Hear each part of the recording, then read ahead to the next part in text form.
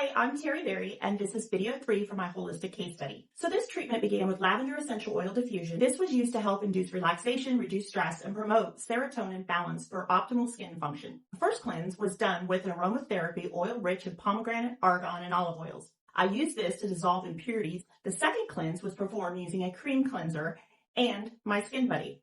I used the My Skin Buddy to provide a more in-depth cleanse, then applied a probiotic toner that contains witch hazel, apple cider vinegar, and lemongrass. This toner was used to restore the pH balance to the skin. I then performed a skin analysis. I observed that the recent setback that we had almost resolved itself. The barrier now appeared stronger with reduced transepidermal water loss and a more even distribution of pigmentation. Then I performed a pumpkin enzyme mask, which combines natural enzymes, glycolic acid, and vitamins A, C, and E to gently dissolve dead cells, promote renewal, and brighten the complexion. After removing that mask, I applied a rose peel mask infused with glycolic acid, pearl powder, and rose water to smooth and illuminate the skin. I then removed that mask and applied a vitamin C oil blend and performed wash-on massage.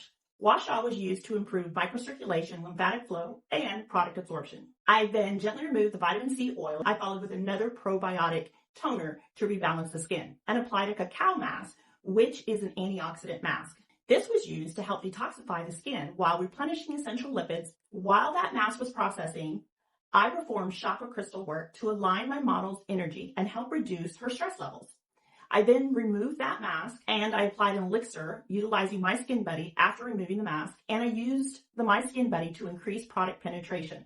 After that, I applied a vitamin C serum that also contains hyaluronic acid to restore firmness, elasticity, and hydration.